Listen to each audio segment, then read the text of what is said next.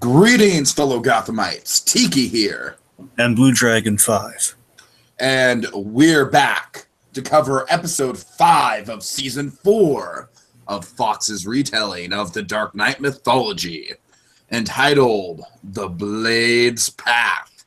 So join us as we venture into Batman's birthplace. And explore Gotham. Yeah, that's right, Dragon. We're finally, slightly on schedule with Gotham. Hooray. Yeah. I mean, we're not, on the same week that the episode aired, but gosh darn it, at least we're talking about this episode before the next new one airs, so progress, man, progress. We're getting there, folks. All right, so tonight we're talking about The Blade's Path. Let's just jump right into it, Dragon. Let's waste no time. How do we start it off? We start this episode awesomely with, we see corruption at, we see just how, not only is corruption bad at the GCPD and various other social institutions in Gotham, but especially at Gotham General, because the idea here is we finally check back in with Butch. Let's not forget, Butch was shot in the head by Barbara last season. We know he wasn't dead, but he was shot right in the head, and we revealed that his true name was Cyrus Gold, who, of course, turns into Solomon Grundy. Oh, yeah. Now, again, the idea is that Butch, they patched up his head, so basically he was in a vegetative state, and basically in Gotham, when you want to free up bed space, you basically take the comatose people with vegetables, and we gotta get rid of them. Let's move them, quote unquote, upstate. We have these very over the top medics, I guess, paramedics or can ambulance guys. Mm-hmm. They're basically taking them upstate, and they're so jovial about it. We get another one to take upstate as they fulfill the Grundy origin right off the page. And it's great. They take the body to Slaughter Swamp. They very faithfully, we start the Grundy origin. We take them down to Slaughter Swamp. They dump the body in the swamp. The idea against the most corrupt thing you've ever seen. It's so rest in peace, Butch Gilzeem, Cyrus Gold, whoever you are. That has to be Gotham referencing itself on that one a little bit. Yeah, we right, made him. Right. I think everyone unanimously is cool with him being Cyrus Gold, but I guess there's a certain sect of people who are just kind of scratching their heads, especially kind of the non-informed. They're definitely kind of like, what's the point? Why are we doing this? Mm-hmm. But and this is cool, and I thought it was a neat way, because basically we follow the Grundy origin about 80 to 85% of it. It's so well done. But we add a few of the Gotham flourishes to make it we added a few spokes to the wheel in a certain way, which makes all sense in the world. Like, how do we get Butch into Solomon Grundy, essentially a giant Hulk-like zombie? How do we get him to be that? That's essentially what Solomon Grundy is. He's a Hulk zombie. Right.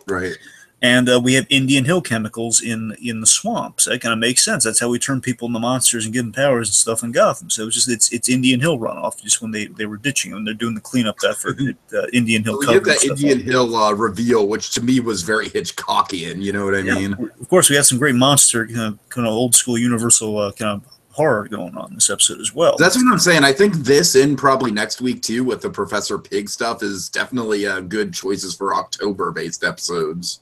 So basically, we have a great kind of rationale for the appearance and ability that you see before you that we're going to get revealed to us in the episode. But meanwhile, so as we set up the Grundy origin, I love how it comes to fruition. Meanwhile, Jim confronts Bullock. Yes, and this was more screen time than I was expecting Bullock to have. This was a nice scene. Yeah, you want to take us through it? Yeah, sure. So Bullock's up to his nose in paperwork. Let's see, Gordon's worried about Ra's al Ghul kind of potentially weaseling out of the charges, for killing a kid and everything, basically by being a foreign prime minister. And then Gordon calls Bullock out on basically he's up to his nose in release forms for people on Penguin's, people on Penguin's program. And he learned from Judge Bam Bam, by the way, Judge Bam Bam. And yes, we keep that guy around. We've never met him, but we keep the name alive. Right. Okay, so basically all of Jim's license arrests are being released because Bullock's in a bind because the commissioner and the mayor are breathing down. Yeah, he's in a rock and a hard place. Yeah, and basically things are really tense between Jim and Bullock because again Bullock's doing his job, but of course Jim's. I am doing my job. I love how passionate Bullock gets about it. Bullock really gets up in Gordon's face when Gordon says he's not doing his job right. Now, this is going to be an important setup for the next episode, by the way, that Jim and Bullock are at odds because of this. That's going to be really important. That, again, Bullock's he's forwarding kind of corruption in Jim's eyes. That's going to be important. Okay. So just keep it in mind. Meanwhile, Bruce is on no sleep, typical Batman. Bruce is on no sleep, researching the knife till the wee hours of the morning, which of course Alfred comments on. Bruce blames himself for hesitating with what happened to Alex Winthrop. The poor kid got his throat slit by Ra's al Ghul because Bruce was in a position of choosing. Again, like you give Ra's the knife, let the boy go. Essentially, that was the choice, and he knows when Ra's has the knife, something bad's going to happen, and something really bad did happen regardless. So Bruce is kicking himself. And again, despite Gordon and Alfred kind of saying, "Hey, look, it's that maniac's fault, not yours." I mean, Bruce is just not having any of that. He's just like, no, it's like it is my fault, and you can't convince me otherwise. Yeah, and I like this. I like that Dr. Winthrop's kind of helping from beyond the grave here because Bruce deduced from Winthrop's notes about the knife. He's been doing research on the knife. He's been reading up on it, and the only he basically is working on the theory that the knife is the only thing that could feasibly kill Ra's al Ghul, and he assumes Ra's wants it so he can destroy it. So there'll be nothing to stop him. To stop him. Mm-hmm.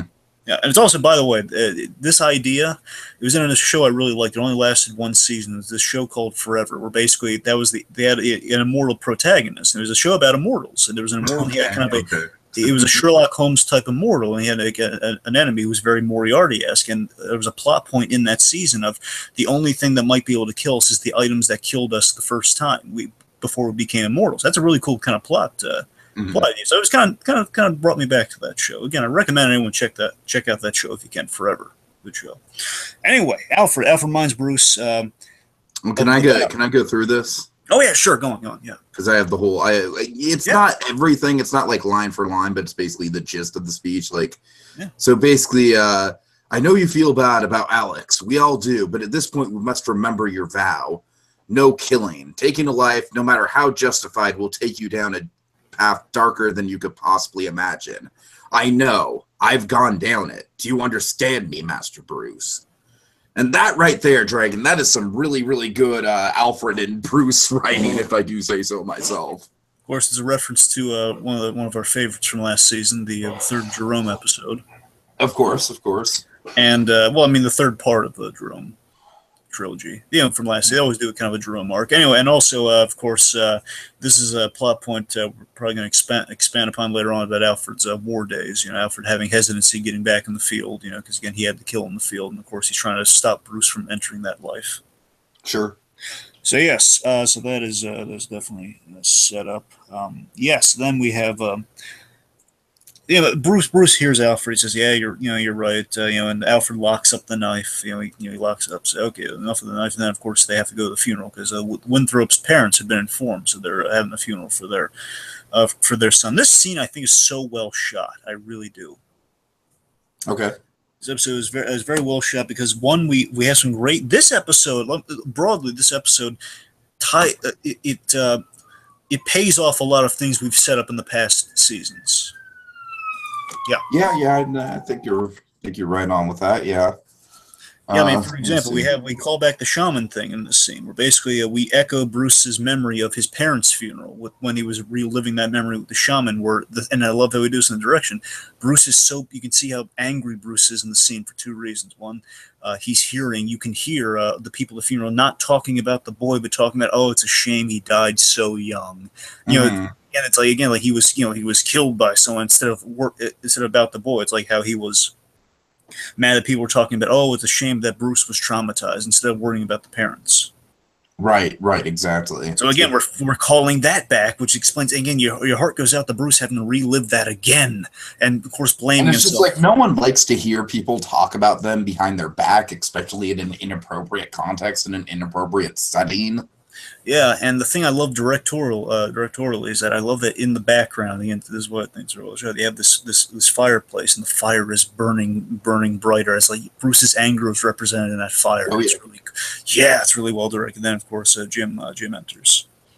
Mm-hmm. Jim arrives, just to boil down. Jim arrives to warn Alfred about Ra's al Ghul having an imminent release, due to diplomatic immunity. He's coming down to warn Alfred to watch Bruce because he's worried about him, especially he was there during the whole Winthrop death, so he's very worried that this might send Bruce off the edge. And once again, this does not sit well with Bruce whatsoever. Yeah. So, and importantly, so again, they think they're talking like outside of Bruce's earshot. And of course, Bruce being a future Batman, he'll easily sneak up on everybody. And Bruce overhears the entire argument. Again, a lot of people at odds this season. Jim and Alfred definitely at odds over how to raise Bruce here. Mm-hmm. Yeah. Basically, he overhears the argument about raising Bruce and also keeping this from him. So Bruce kind of feels a little betrayed by Alfred in this scene. So Bruce is pissed. He grabs a dagger. He goes off. We know what he's off to do. Great cold open, wouldn't you say? Yeah, and I also love that Bruce is. I love how motivated Bruce is by that. Again, he's not really holding a grudge. Like I'm acting. He's not. I'm acting out. No, it's like, okay, I know what I got to do here. Yes. Okay, so let's see. So we have Babs visiting Ra's in his very kind of Magneto-esque prison cell, I would say. Also kind of Hannibal Lecter-esque too. It's not just Magneto. Sure. It's it's amalgamation of styles, maybe. Sure. So yes, Babs takes her. Yeah. So basically, Ra's is let's see. She declines killing the guards, or does Ra's decline her killing the guards? Well, basically, Barbara's visiting Ra's, asking what the next move is. She's basically prepared for a break, and I assume there was like a welding torch or something. She could have cut him out of the cell, but it could have been a gun. You're absolutely right. But the point is, she was going to break him out. But then he says, "The next step is nothing." He basically, I've called you down here to say goodbye, and she's puzzled by this. What's going on? You promised we were going to do great things together. You promised you were going to give me a gift, and then we have an interesting bit of foreshadow here where. This is interesting. Very cryptic. Just so you know, I have no idea what this thing is all about. I'm just saying, Ra's doesn't really do stuff like this. Bear in mind, I haven't read every Ra's show. It's like something out of Heroes. Yeah, you're right. I mean, it feels more Heroes-esque than it does kind of Ra's show. I haven't read every Ra's show goes through, but in my knowledge, he hasn't really done things like this. But he has mystical ties, though, so it's not off the table. Regardless, he basically holds his hand up to the glass. It's like touch it moment, but no, in reality, it's he holds the hand up to the glass, and his hand glows, and he transfers something to her. Some golden glow transfers to her hand, and she sees something. She doesn't know what. She doesn't know what she has. She isn't suddenly informed that she has been given something. Ra's smiles, and again, I think that smile is very telling for some of my speculation, but. And she says, "Well, what do you do? You'll see." He smiles, and then she leaves, and that's how that goes. Meanwhile, we have the amazing Grundy origin. Oh boy! Oh god. Okay, so yeah, Bruce. It's almost kind of reminds me of the Swamp Thing or something. Like Bruce resurfaces. We got a good kind of Halloween type environment atmosphere going on. Yeah, and seriously, this is flawlessly done because they even had the drifters in there because he had kind of hobos / drifters in the original origin. I worked everything in here, man. Yeah, so he stumbles upon a campfire with a bunch of drifters, as you said.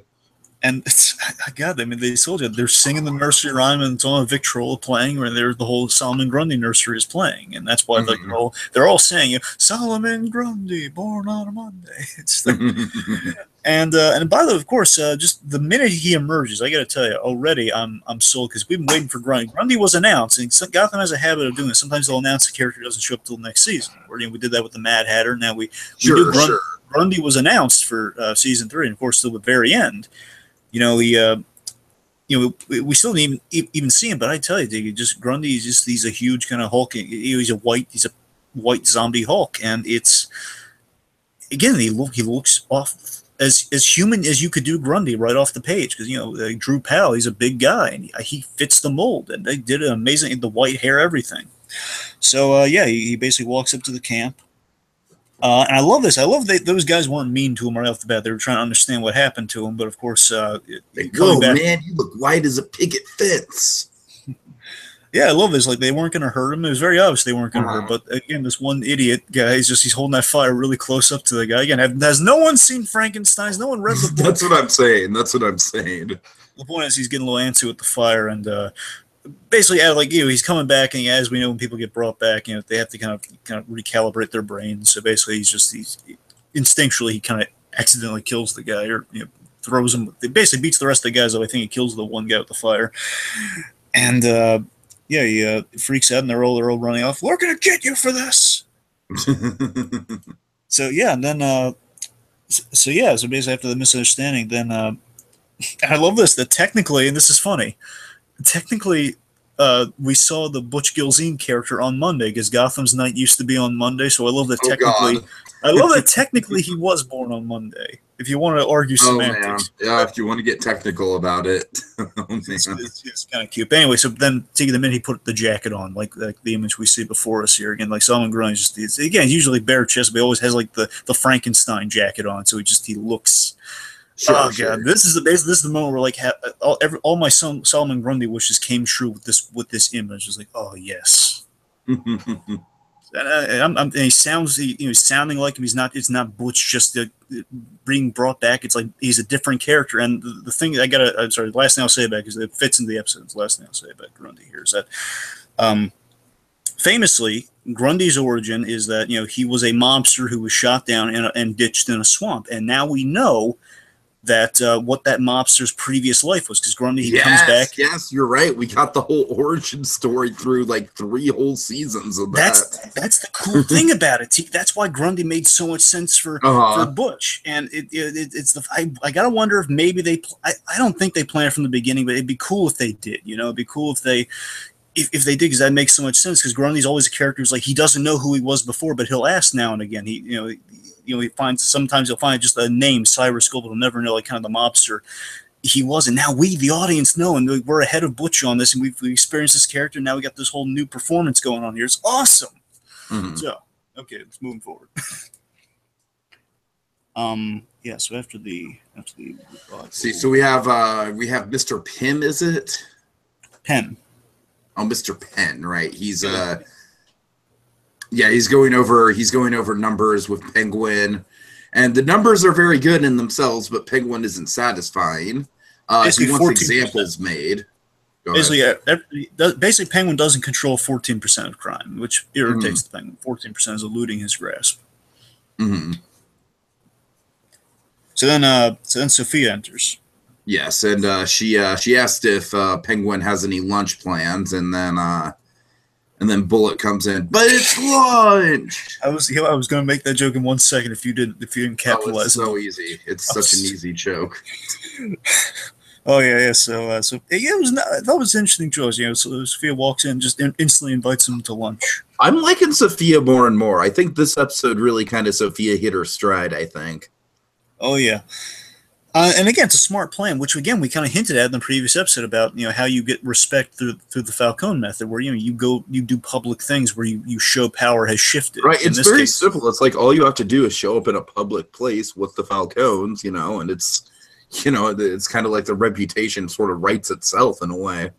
And I tell you, T, I'm reading into it right now, but we'll see. The ending kind of suggests this. I just like that right now. There's something so twisted with Jim Gordon's love interest this season, kind of seducing the Penguin in a way. I know it's maybe not a romantic. She's seducing him in many ways in this episode. So it's kind of twisted. Sure. It's kind of they just see a bit given all the Gordon Penguin stuff is just kind of twisted and funny.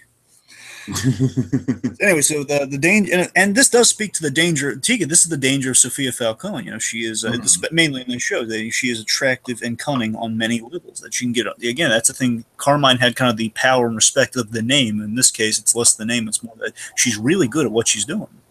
Sure, I can see that. Of course, Penn was kind of playing killing her, but this lunch might change that. Mr. Penn, put a question mark. What's my number 4? What's on my What's number 4 on my list? Kill Sophia Falcone. Yeah, put a question mark in that. It's so twisted, the idea that he was going to get to killing her at some point. So she's playing this very smartly. She's making sure she isn't going to be killed first and foremost.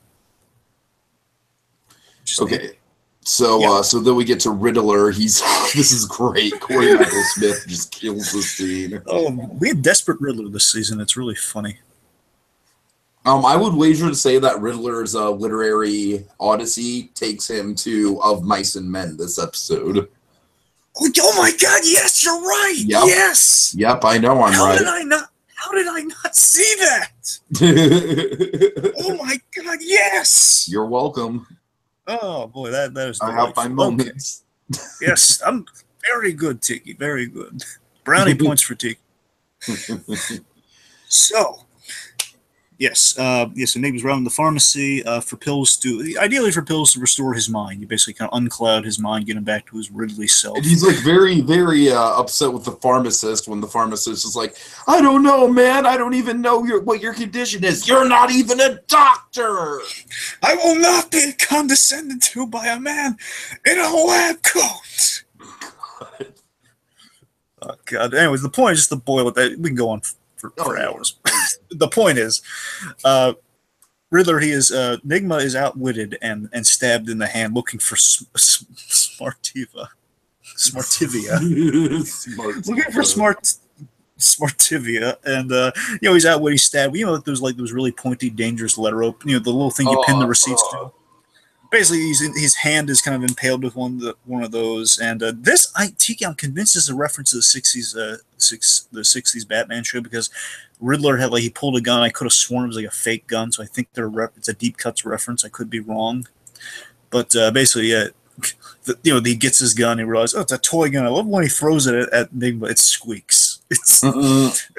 The squeak just sells that anyway. So the point is, this whole sequence just shows that Enigma is sunk to a new low. He can't even rob. Yeah, he's off the reservation. He's not just off his game.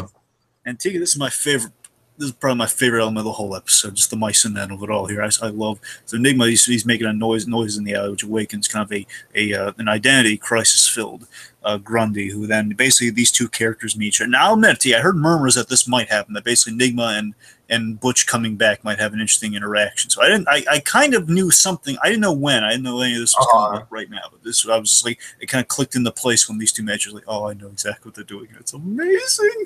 I was geeking out so much this, not just for the Solomon Grundy, but just the dynamic of it all. It's just so. Yeah, sure. And of course, Bruce. I'm sorry, not Bruce. Of course, Butch and Riddler, they've had their differences in the past. Yeah. So this is an interesting kind of This is how you hit the reset button. So right. Is that Spider-Man 3 could take some notes from this. Yes, and Enigma, he recognizes Butch, and again, this of course means something to Grundy, because Grundy's whole character is finding out who he was. Mm-hmm. This piques his interest, and as Enigma's trying to say, Butch, look, that was all Barbara. It wasn't me. I'm gonna run off my merry way. Of course, there's too many words for Grundy to comprehend. But again, he's characterized exactly like Grundy's characterized, which is why I'm geeking out so much, folks. And so he bashes him on the head, and he knocks him out, and he man talk. It sounds kind of Hulk-like too. Says little man talk too much. Anyway, so he's taking him off to parts unknown. Meanwhile, Alfred. Yeah, Alfred's calling to Gordon. Bruce is gone yet again. He's going for Raj. Gordon is just kind of had it up to here with Alfred at this point. It's okay, he's just wow, you really let him into this. And Alfred's okay, Bruce is on the verge of doing something there's no coming back from. He needs our help. Good desperation acting all over the season, I gotta say. And yeah, so and then we have this. Alfred's kind of deducted the plan that Bruce is kind of sneaking into Blackgate as we see that unfold, with Bruce using not really grappling hooks, but ropes, I want to say. Well, one thing real quick, also we have that great bit of where he's basically he tells Gordon, look, you can lecture me on all the stuff I've done wrong on the way. Says, yeah, you bet I will. Right. So, yeah, I'd like to think there's a deleted scene out there where that actually happens. I'd like to think that too, but that all right, Alfred, we're in traffic. This is the perfect time. Now, you've been a really, really bad influence on Bruce, Alfred. I mean, I gotta tell you. I'm in my head, I'm just picturing Gordon wagging his finger at Alfred. Shame on you, bad butler. Bad butler. God. You're a manservant. You're not, and you're a guardian. Darn it. Anyway. So so what are you speaking to? We have proto Bruce, proto Batman, the proto Vigilante. I honestly am starting to just refer to him as Year One Bruce. Yeah, that's fair. Because that's pretty much what we're into at this point. So he scales the wall with a grappling hook. Oh yeah, not quite a gun yet, but. And look, I could be reading into it, but just in general, grappling hooks do kind of have this thing, but the grappling hook looks vaguely bat-shaped, which kind of excites me. Right. Again, the grappling hook. One of these days, Tiki. One of these days, a grappling gun. It's gonna be a grappling gun. One of these days. Bam! Zoom! Straight to the top of a tall building. Yes. But yeah, this is a great little sequence here where basically Bruce kind of stealthily enters. He disables the camera. He sees it's kind of like a Metal Gear Solid type situation. Of course, it feels very year one Batman, to be honest. We get to see more of how he gets there instead of Batman's randomly appearing. He's not the whole because I'm Batman quite yet. No, not at all. So seriously, we do get a great sequence here where again Bruce, he has Ra's just where he wants him asleep and at his mercy. And again, Bruce, and he pulls out the knife. He's unsheathing it, but he resheaves it. He can't, which disappoints Ra's. I love this, the reveal as Bruce is about to walk out. Still not ready. Of course, very Luke Cage derivative. But right. Serious, this actually is a year one reference, which I'm very happy with. Is that first of all, Ra's, she says, "I'm disappointed. You're weak. You weak, foolish boy. You're not ready." Which the year one reference of it all is again the thing we kind of had in the beginning here. We saw that Bruce wasn't ready yet, but we had the line where Bruce monologued to himself while he's kicking trees and everything. Bruce does stuff that makes us, the audience, think, "Yeah, he's ready." Where he monologues, "I'm not ready," but he's compelled to go out anyway. You know that bit from year one. Oh, it's great. Oh yeah. But, man, I love that Ra's got to spell that out for him. Man, that was kind of cool. Anyway, so now Bruce is at his mercy. He's strangling him. He's going to hold him against the wall. He kind of throws him out of the cell. He's holding him by the throat. Yeah, Bruce. Bruce is in quite a sticky wicket here. And then Ra's, we learn Bruce is like, "Hey, it's the guards! Look, it's Ra's! Take him down! We reveal, and this is such a cool reveal. It's so consistent. Again, we saw how corrupt Gotham is just with the medical staff. So the guards are not only guards, they are League of Assassin members. That's cool. This kind of reminded me of something out of the Kingpin storyline or something like that. Oh yeah, of course, the Samaritan moment. Mm-hmm. Path of the righteous man. Anyway, so it's like yes. So now Bruce is knocked out. Ra's tells him to take Bruce away to a location we're going to find out a little later on. Meanwhile, Jim and Bullock arrive, asking for a little look around so he can look around for Bruce. We're going to give him the run around because Bruce Wayne isn't in the logbooks. I like how Alfred kind of cleverly points out that, Bruce Wayne has the funds to maybe pay someone off to get him in here. Yeah, which makes sense in Gotham especially. But also, it's on the point out here that Bruce is in a really tough spot here because Alfred recruiting Jim Gordon also puts Bruce in danger of being discovered by Jim for his vigilante activities, by the way. So, I mean, there is that's definitely a part of the episode for sure. Yeah, that's a big point of tension. There's definitely risk there, and again, I think it's fueling the fire that Jim's going to know inherently that Bruce is. I think Jim's going to be able to put it together, at least all the evidence so far. But I would say not by the end of the season for sure, and I think that's something that this show is kind of like going away from the comics on. Is that I think by the end of this show, Gordon's going to be much more aware that Bruce is Batman. Sure, that's what it's looking like, most definitely. So we have it takes us to the weapons check gag. Okay, let me see. So. Okay, yeah. So Alfred just keeps, he keeps pulling out all these different weapons like knives, brass knuckles, a handgun. I love how the guard is just like, he's just like motioning Alfred to get more of them. I love Gordon just looking like it's taken forever. How many guns did you bring? All right, that's it. Unless you want to check my undercrackers. Ben McKenzie. I love Ben McKenzie. Undercrackers. What? Just in the middle of like a really dramatic moment with Bruce, it's like Bruce's life is at peril here, and we gotta point out the absurdity. I gotta think that's an improv by Ben McKenzie. I gotta think that. All right, so we see a guard report over the radio intercom that they're here, or over the walkie-talkie that they're here. Yes. Meanwhile, Nigma awakens, and he gets to properly meet Grundy. Oh God! I love how it's like, oh God, he's real. Because he thinks, sugar pills my foot. The smart TV. Obviously, it's not pills that are going to fix him. So I want to make that clear to the folks out there. So Grundy's asking the logical questions. How do you know me? How do you? Essentially, much more kind of Slavic but loving kind of delivery. How do you know me? Nigma, of course, processes the new look. That he pieces the. Oh my God, your hand! He realizes that Butch is in fact Solomon Grundy. And essentially, and this is hilarious. And this is the mice and men of it all. It's beautiful. It's Frankenstein. It's like that scene in Frankenstein, of course, where he meets the blind man. He meets the kind of the right. It's kind of that mixed with a lot of it was basically visually and kind of friendship.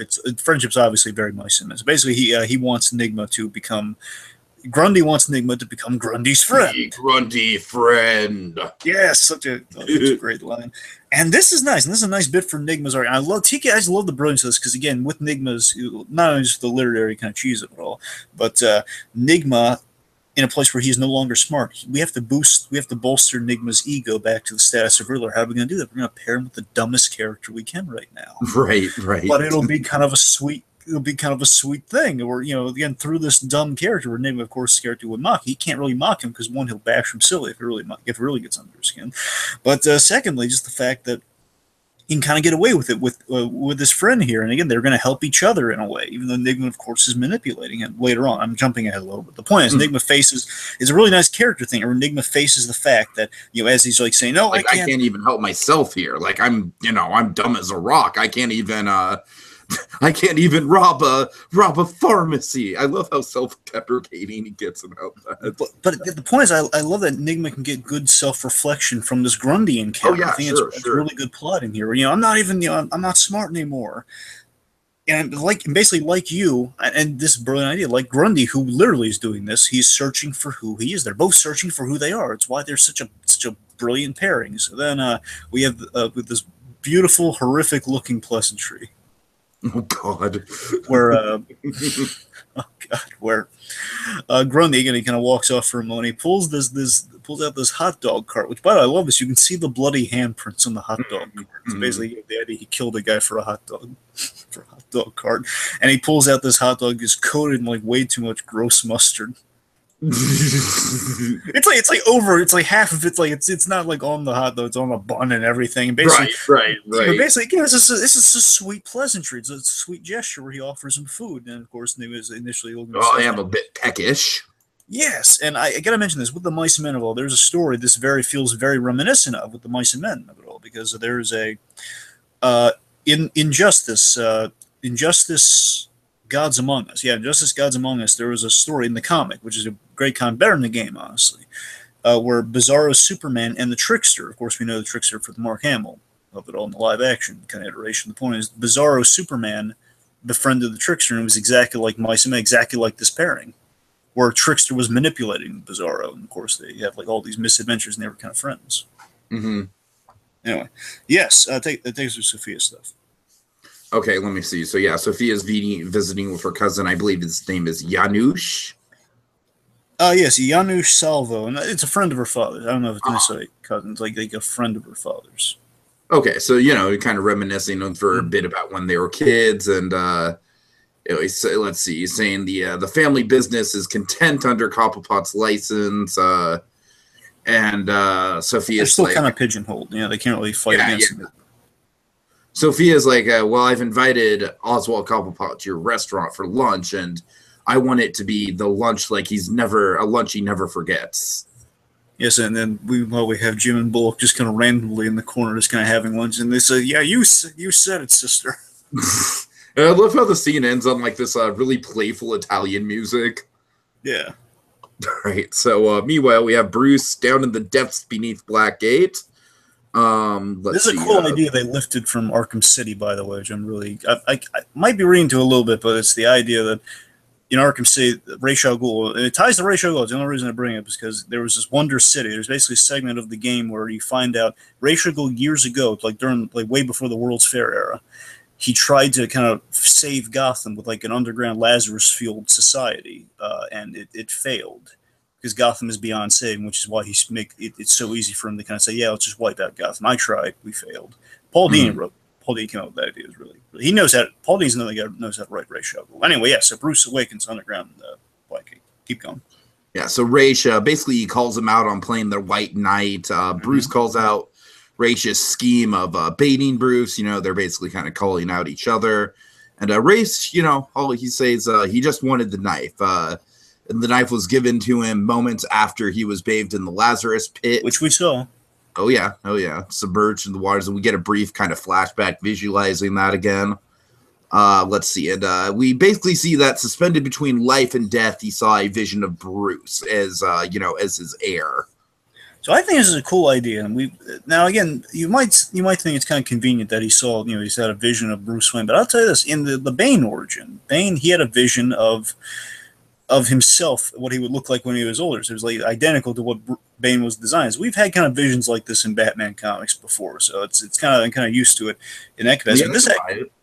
Yeah, but this also makes a lot of sense that again, if you might be able to see who your replacement will be, with the magic of the Lazarus pit. That's kind of and again, it explains why he valued Bruce Wayne, why he was mad that the Waynes were killed. That's why he sent the shaman to kill the Court of Owls, because hey, this kid's important. And the idea this is why the idea I think is really neat is that for centuries, Ra's has been keeping his eyes peeled for Bruce Wayne. He doesn't know when this kid's going to be born. He's been looking for Bruce Wayne for right. That is an years. interesting idea that it could be throughout like any century. It's just like it's literally like finding a needle through a haystack of time. Like Bruce is when he finds Bruce Wayne, that's the sign to Ra's that okay, I'm done. I've reached the end. So it's basically knowing that's looming over your shoulder at any moment. When you find this kid, that means you're done. That's a cool idea. It's a new it's a new reason of why Ra's would target Bruce Wayne. I think it's a good way of handling a prophecy, honestly, because sometimes prophecies. Yeah, it's interesting. Really... I like it. Yeah. So then, the reveal about the knife. So basically, the only one who can end Ra's suffering is Bruce, and the only way he'd do that is with the knife. So basically, Ra's wants Bruce to quote unquote set him free, and Bruce is strongly considering that as we get a dramatic cut to commercial.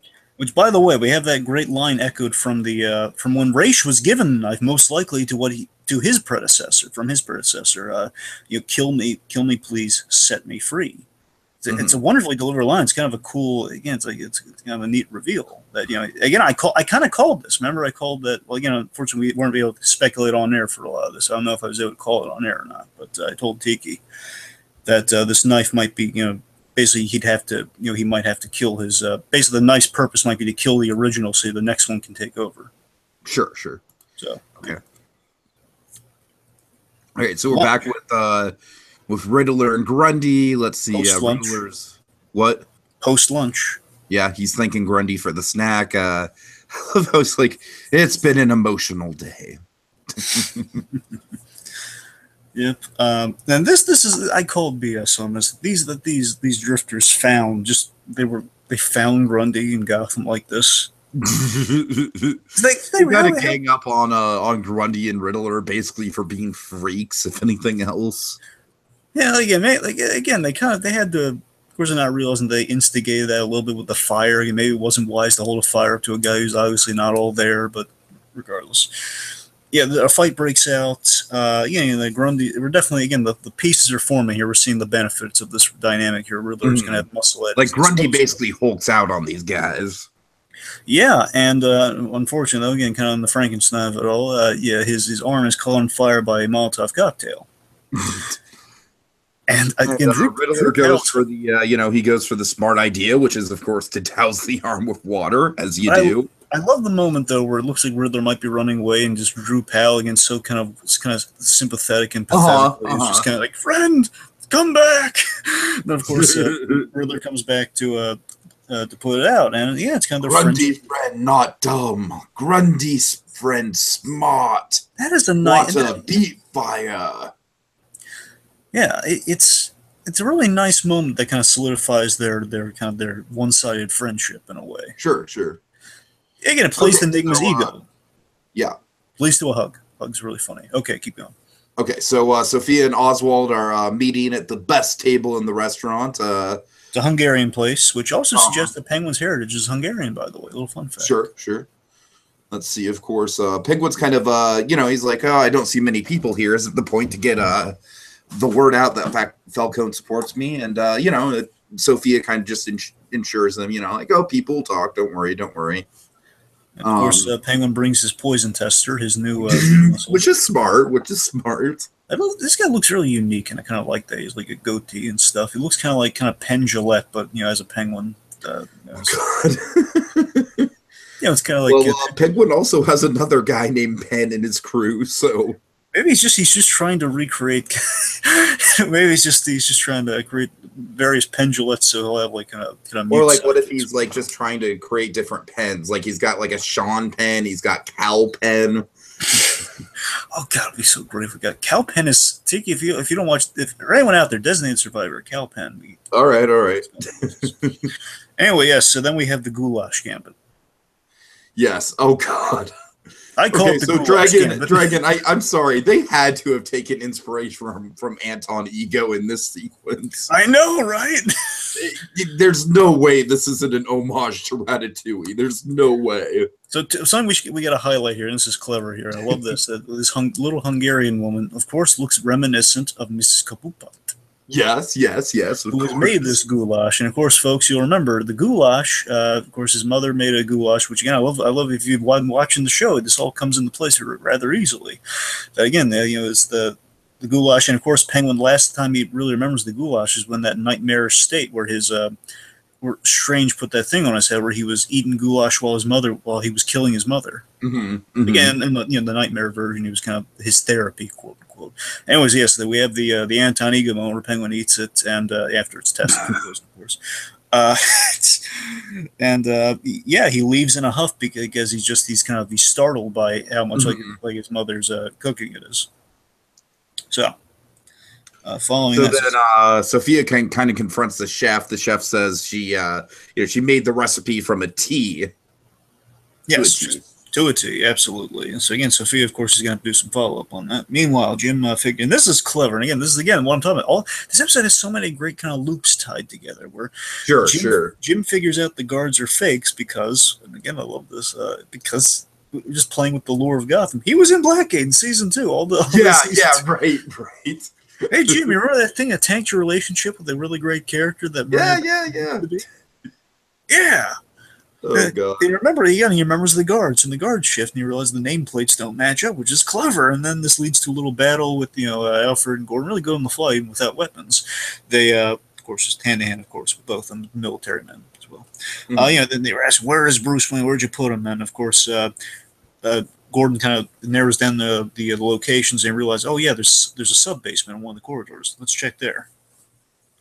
All right, so let's see. So Sophia enters Penguin's lair, and Penguin's upset that Sophia kind of let herself in.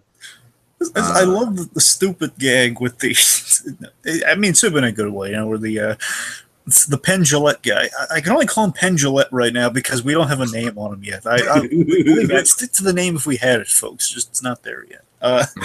We have our Penn Gillette looking guy. He's just saying, well, you said make sure Basically, it was like a half and half thing. Where like make sure you don't meet anyone. But I don't know, it was something stupid. It was basically make sure no one came in or instead of coming out or something. Make sure no one. I'm sorry, I'm butchering that. Keep going.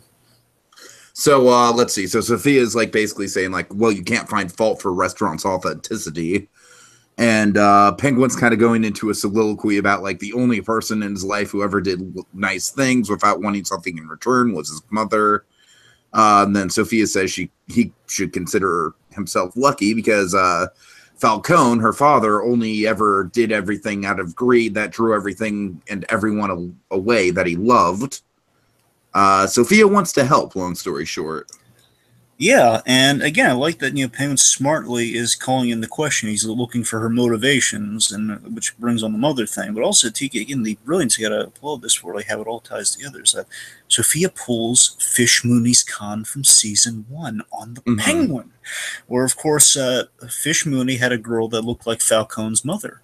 And that's how she got close to him. And essentially what Sophia's aiming at here is kind of being a motherly figure. At the end, but I don't know how much they're going. It looks like she's acting like a mother, acting like Penguin's mother to him. But basically Penguin's again keep recalling things back. The fact that Penguin's always been walking with a limp because he got wounded in the leg, so basically it hurts when it's cold. She is soothing Penguin's leg pain in a bit here. Again, it's kind of very, very much like his mother would. Oswald's kind of telling the story of breaking an ankle as a child. Yeah. And also, it's kind of neat that again we also not only mirror the whole thing with Penguin's mother or with the Fish Mooney Khan, but also how Riddler and Penguin's friendship started in the first place because Riddler mothered the Penguin. Sure. That's how you get to the Penguin. That's his kryptonite. Mother him. Oh, Then God. and this is great. She sings the song. She sings the song that that Riddler and Penguin bonded over. She sings the lullaby that Mrs. Kapupot sang. Mm-hmm. So yeah, things. Like I said, I really like that Sophia's kind of like really actively taking her own initiative here, and it's not all connected to Gordon. Yeah. So, okay, kind of going down towards the end. Raj is explaining to Bruce that he's walked the Earth for centuries. And like we already established, only Bruce can kill him, and only with the dagger. I love the sympathy we get with Raish here, where he basically uses a little kind of glowy hand power for a moment to basically show in the reflection of the water how old he actually looks. And that's a really cool effect too. And that's really, I mean, we've seen when Raish is like he's low on Lazarus, but he will look like this sometimes. That's kind of a neat little way they work that in there. Where basically just the idea of, again, I love that Raish is kind of begging. Like a portrait of Dorian Gray type thing. Yes, yeah, that's perfect. Yes. Mm-hmm. You're exactly welcome. What it is. That marks D. Again, you're earning. You got brownie points for Tiki this episode all around. But yeah, it's the 2,000-year-old reflection. But you have some sympathy. We have a sympathetic Ra's al Ghul here, just begging to be put out of his misery, which is kind of he's basically just trying to like, look, every moment of my life and my suffering is agony, and it's like, and Bruce is like straight up like, you deserve that curse for what you've done.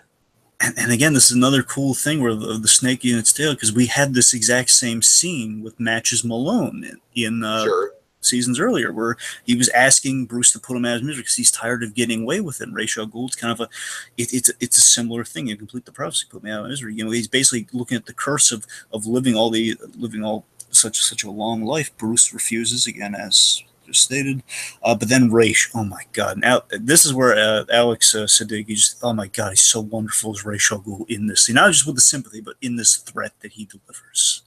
Mm-hmm. Basically, yeah, this is like Gus Fring level threat right here. I know it's so well acted. This is absolutely Ra's al Ghul in this moment here. Or again, because usually it's like the thing we do with Ra's al Ghul, we kind of do it differently here. Is that Ra's is usually saying like, "Hey, Bruce, look, the pit. One of these days, the pit isn't going to work on me, and I need you. I need a male heir to run my empire. You are the most worthy person who can do that. He's Raish kind of working for a better world, protecting the planet in a way. In this case, it's like, no, please help me. I'm dying here, man. I'm just saying, put me out of my misery. But Raish then says, okay, fine. Maybe basically, okay, fine, Bruce. You leave. Essentially, I'll disappear. Time will go by to a point you even forget. You forget that I even exist. That you ever met me. You'll be happy. You'll live a happy life. Years will go by. You'll live a happy life. You'll have a wife, children. You'll father children. You'll forget all about me. And then basically, the minute you forget about me, I'll come back and I'll kill them all. And again, and he's like I did Alex. I'll slaughter them. And again, it's very much like, I will kill your wife. I will kill your son. I will kill your infant daughter. It's so much like that. It is. And it's so great here again. This is something you would say to get under. This is something Raish would say to get under Batman's skin. And we know, and all the truth that's here, that this is stuff Batman's gonna have to deal with years later, of having to deal with people who are gonna come back and again kill the loved ones before his eyes. Of course. Where he says, "I will slaughter them before your eyes," and this is the line here, and there's nothing you can do to stop it. He's pushing, and then Raish knows he's pushing the perfect buttons here. And again, there's the big gasp moment of the episode for me, at least. Here's the huge gasp of it all. Bruce, he stabs Raish with the knife and kills him. Yeah. I mean, and to be honest with you, I can't really blame him. Yeah, I mean the body mummifies, and then Jim and Alfred arrive just too late, and they see basically see the mummified body kind of drop to the ground, and they are horrified at what they've seen. Bruce has killed someone, And also, again, the hood's down, so there's a very slim chance that Jim still might not know yet. But again, I think there's a lot of evidence to suggest that you could find it. Yeah. I mean, at this point, it's like they'd be kind of playing Jim for stupid if he wasn't picking up on it. Yeah, but again, you could always do that whole thing where Jim could easily figure it out. But yeah, I think it's going to be pretty. It's going to be beyond that point. Well, I think what they're going to do is it's going to be like kind of Jim intentionally turning a blind eye, which is exactly from my understanding is how it's played a lot of the time in the comics. So yeah. So let's see. So, but yeah, T, what do you think about Bruce killing Raish? Well, like I said, I think it was very much kind of a justified kill for all the crap that Raish was talking. But at the same time, I think it's exactly what Raish wanted. So it's, it's definitely a very emotionally complex thing. And of course, I like how in the episode we get Alfred giving that beautiful speech about Bruce not killing people and the importance of that. And we kind of loop back around with that, if basically like the idea of Batman not killing people is sort of the whole, it's kind of like the rooted theme of the whole episode. And we kind of get like the pros and cons of it. Yeah. I'll put a pin in. I'm going to address it after a couple scenes here. So I'll get my half of that in there. Okay. So let's see. So then we have the aftermath where this is a good scene here. Again, it feels very year one. It feels kind of homaging one of my favorite moments from year one, of course. The moment that kind of gets me, especially in the animated movie particularly, but the whole this is the whole like does Gordon know type moment. It's kind of like basically where Gordon says go, the police are coming, you should get out of here. That's that sort of moment. To me, this is pretty clear that Gordon knows because Gordon is being very cagey. He's like, as far as I know, Ra's al Ghul escaped with his men. Yeah. So it's like, no, Gordon, you clearly know more than that. But again, Gordon hates the fact that Ra's killed that kid as well. So again, of course. Gordon's very simpatico with Bruce here. Again, Bruce asking if he's under arrest for murder. Again, pulling the year one moment right here. It's such a heartwarming scene where. Oh God. Okay, I have the dialogue. Can I do it? Can you handle it? I think I can handle it. Heartwarming scene. So Bruce is like, Bruce is just very beaten up. He's like, I did exactly what Ra's said I do. And Gordon, he's, very triumphantly dragging. He's like, you and I, we've known each other for a long time. You are still that kid who believes in doing good and for fighting for what's right and will do anything to fight for what's right. Nothing that happened today changes that. That's the line. Nothing that happened today changes that. Oh, yeah. And believe me, in the comic, classically, Jim Gordon would be the first guy to kind of rake Batman over the coals for doing something like this. He would, but I love this. He's giving him the pass on it. It's like, oh god, it's so. And then calling back to the very first episode. Oh, it's so nice. Yeah, the very first episode callback. Oh yeah. So let me talk about it here. So I think it's a very brave choice to have Bruce kill Ra's here, and I think like what we did with Jim Gordon in season 2, especially the beginning of season 2, and of course with the Galvan of it all that stuff. Basically, Jim did, of course, he killed. And not justifiably necessarily. He killed for one. He killed for survival. The other one, of course, he killed Galvan. He killed Galvan because for a myriad of reasons I don't want to get into. The point is just Jim killing people. We've taken Jim Gordon having dabbled in corruption. That's the point I'm getting at. We've taken liberties like that. And with Bruce, this is a much more substantial liberty to take. It's a huge kind of mythology thing. Now, I'm gonna say this. Having more time with the episode, I think I'm more firmly on this. But I mean, I'm not 100% on it. But I think being Bruce, being that this is Batman's early years, and given the fact that he does feel, I mean, this is definitely an experience that Bruce is going to learn from. Like, I think that much is pretty clear. That's the reason I can at least gradually accept. I think over time I'm going to be I think I'll be able to accept it. I'm just saying, this episode, it's a huge kind of contradicting thing to Batman. But at the same time, though, bearing in mind, of course, we've taken some liberties. It's the early years of Batman. It's the fact he does feel really bad about this. He doesn't take any joy in this. It's not like he's feeling it. He's hanging up the suit. I love the fact that he hangs up the suit and he is contemplating ending it all. Yeah, it's basically like the equivalent to like a very early like hanging up the cape and cowl moment. Yes, and the only other reason I'm probably inclined to kind of let this go, for one reason I'm going to speculate on later, the other reason being the fact that it's Ra's al Ghul, and Ra's al Ghul is kind of, he's always kind of that little wiggle room you have with killing, because Batman, and you can constantly kill Ra's al Ghul and keep coming back with the Lazarus Pit. Of course, of course. So with that, basically because it's Ra's, and because there's some complications there, I think I can. I think I'm going to be able to accept it, but I'm not 100%. But I can live with it a lot more than I could in any other. Like, he's not driving through people with the Batmobile. That's what I'm getting at. Basically, he's not doing that. So that's a lot worse than this. And I love the fact that this kind of suggests that Ra's al Ghul is going to be able to, if he ever does come back, he'll lord this over Batman's head. That you absolutely are perfect because you did kill me once. Mm-hmm. Which that's the reason I'm more inclined to accept it. So Alfred, thanks for the beautiful Alfred's. Yeah, let's see. Bruce is in front of the fireplace. Yeah, this is very much kind of like the ending of The Dark Knight in a lot of ways. Like, you can make a difference, and Bruce is like, I'm not the hero Gotham needs. I'm the one it deserves right now. I'm sorry, but so basically, like, he. Hello? Oh, okay, I got it. I'm sorry. Yeah. Go on. I took the dark path. Yes, you did, and it's going to be a long, lumpy journey back, but I believe in you, Master Bruce. I always have, and I always will. I understand you don't feel worthy, but when you do, this will be waiting for you, as will I, sir.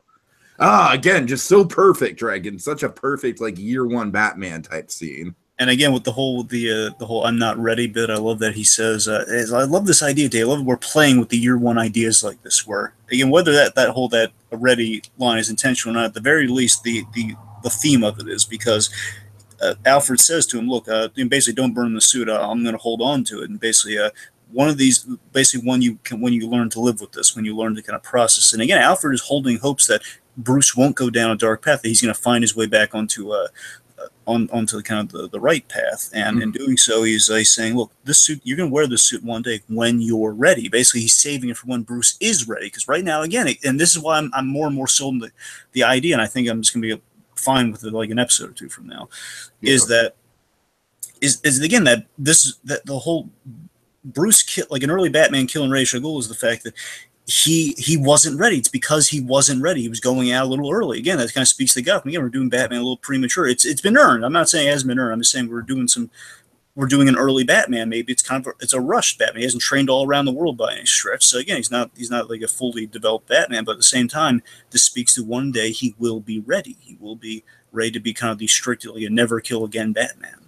And that's cool. He believes in Bruce. He believes in him, which is really nice. All right, Dragon, I've actually got something to attend to that's going to take a couple minutes. So do you mind running through the Grundy stuff at the end of the episode by yourself, and then I'll join you for the spec? What about the rant-worthy thing at the end? You don't want me? No, I mean, go ahead and rant. I'll probably be coming back as you're ranting, and I'll join in. So, all right. Okay.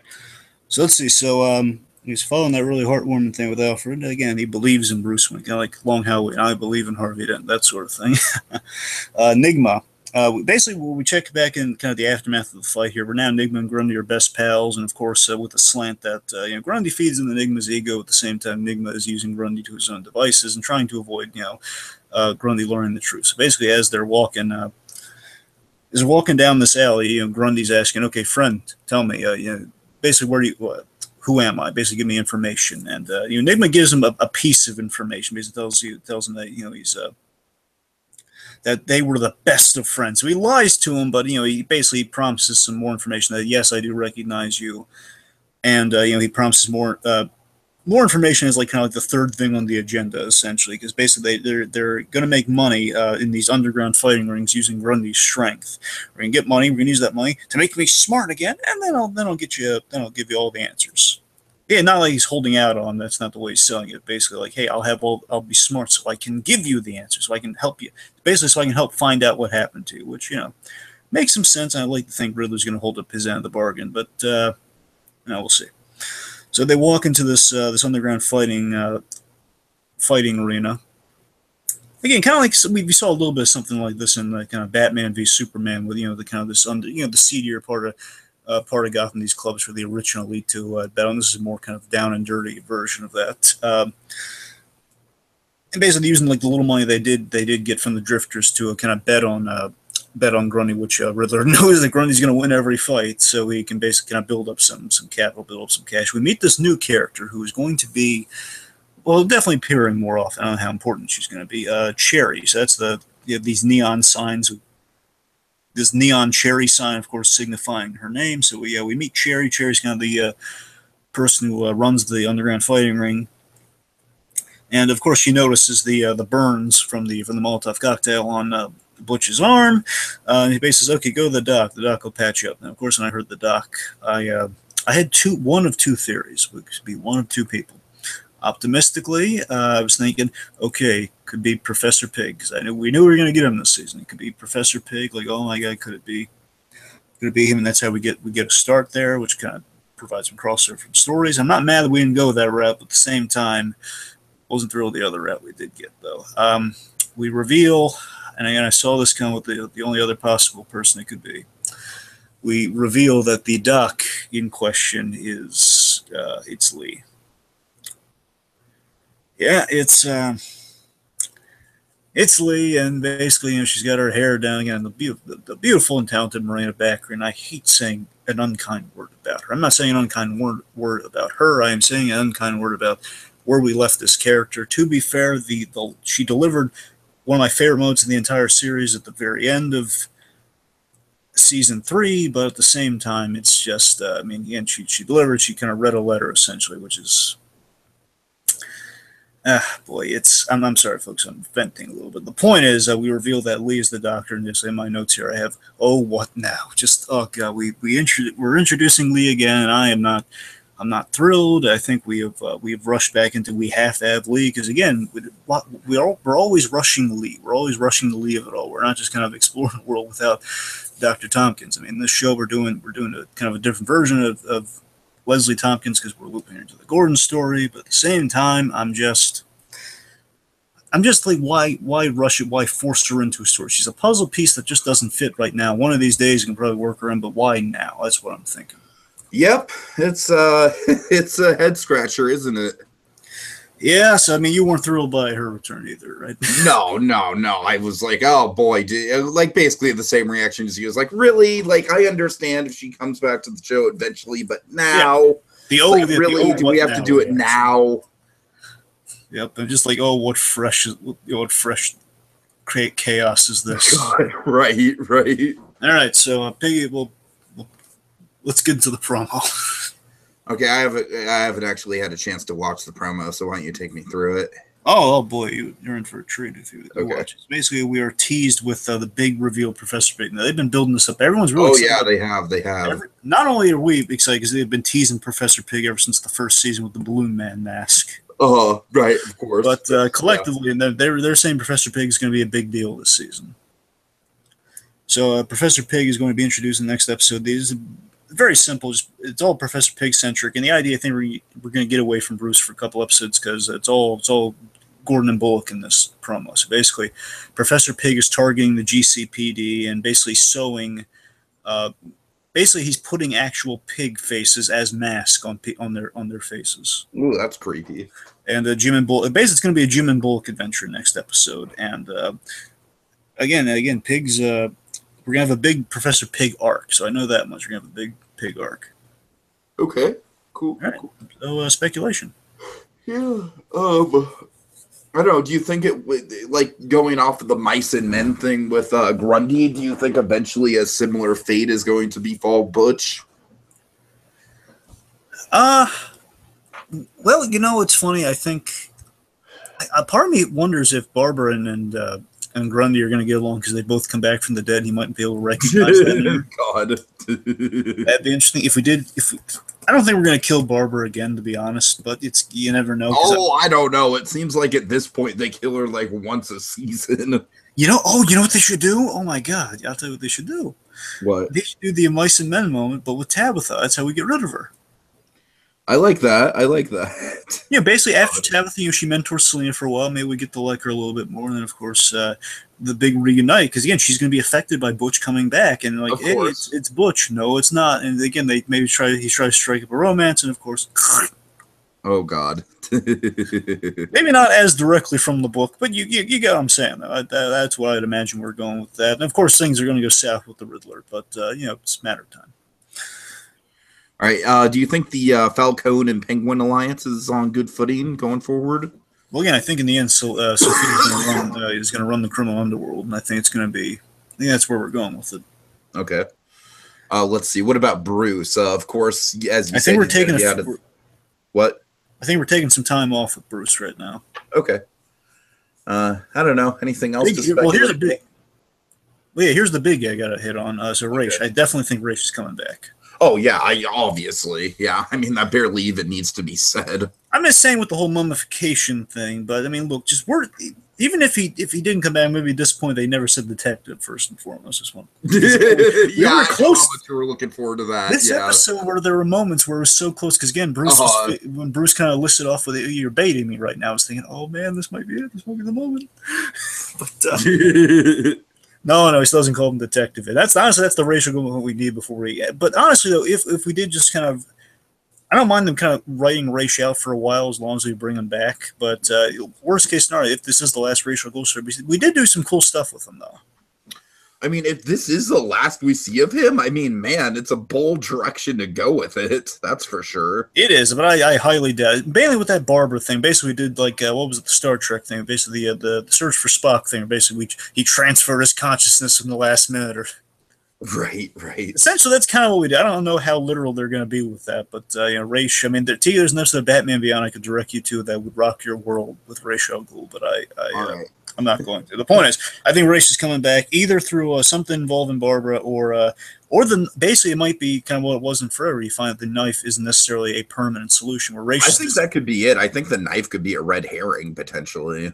Yeah, the knife is. Here's the thing: if the knife, it's either that Raish didn't know and like, oh man, the knife isn't permanent. I'm ticked off, and I'm just kind of stuck living forever, so I'm just gonna roll with it. Or most likely, and this is what it could be, and this would be the interesting route. The knife was a test for the heir. Basically, this is like, again, he can lord over Bruce's head that, hey, that knife, you killed me, which means you absolutely are the heir. And it's always the reason he can go back to for why again, down the line, why Batman's absolutely the guy for the job. You did kill me, even despite your little rule. I think we're taking a break from Bruce. Okay, titles. I have a big announcement for one of them. Okay. Let's see. Do you have them in front of you, or should I get them? You. Okay. Well, I'll announce the big thing while you're doing that. So I know something. David Mazouz, he teased this, so I kind of knew this was coming. I didn't know when. He kind of had to dance around a little bit, but he essentially announced that we were going to get Hush this season, and they confirmed it. We're getting Hush again, but better. Hopefully, I'm hoping it's better. The point is, and they're recasting him, so it's a different actor. He's a little older again to match kind of the David Mazouz. I don't know how much older, but the point is he's a little older. They're saying he's not going to be down in the bandages anytime soon, but again, the point is he's going to factor in, and November, like first week in November, that's when we're getting Hush. Okay, so next episode is Hog Day Afternoon, which is of course the Professor Pig episode. Yeah. A Day in the Narrows is apparently going to be the Hush episode. Yeah, and also I think Selena's going to play a bigger part in. Well, basically, when we're taking a break from Bruce, I think Selena's going to also shine a little bit more. Okay, and then episode 8 is Stop Hitting Yourself, which I must say that's a pretty fun title. Now that's two things I got to call here. So definitely that's got to relate to Hush. Okay, it's definitely got to relate to Hush because of course Hush famously. I don't know how far they're going to take the Hush stuff. That's the only reason I'm going to hesitate on this, but I think Doppelbruce is going to come back that episode. Oh boy! Oh Oh god! And here's what I'm gonna speculate this. I think so I don't think yourself like quite literally. Yes, and imagine this, because we know Doppelbruce is dying. So what if this happens? Of course, Hush famously, Tommy Elliott, the jealous friend of Bruce Wayne, he eventually gets surgery to make himself look identical to Bruce Wayne. So what if this, Dave? What if again, he's a little young to be performing surgery on himself. So what if we did this? he goes to Professor Pig with Doppelbruce, and he has Doppelbruce's face, the dying Doppelbruce's face, put on his face. Oh man. Huh? Yeah, I like it. All right, so that's my big Hush theory. So that's all I got. Okay, final thoughts on the episode then.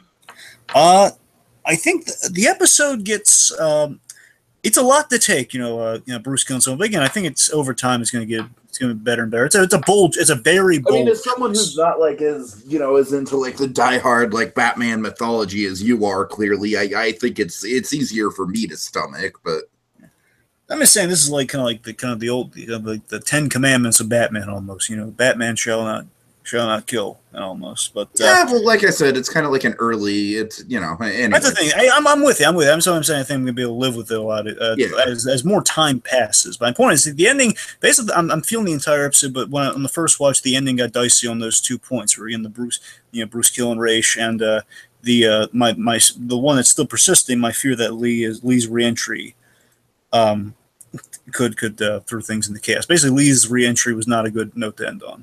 No, it was not at all. But again, aside from that, I'm feeling the episode. I love the Grundy stuff so much. We got some interesting Ra's al Ghul stuff and the mythology of all that.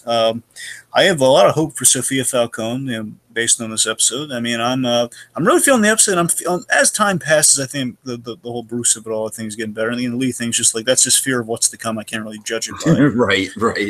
We have had a few, just like a bad omen in general. We've had a couple weird endings like that. We only have the Lee re-entry, and before we've had kind of the weird, still out of place, still unexplained, just kind of Ra's Barbara kiss.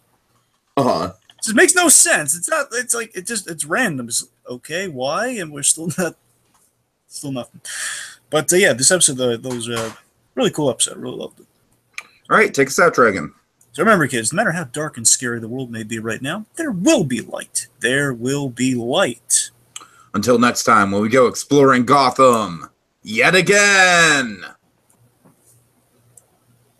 Friend.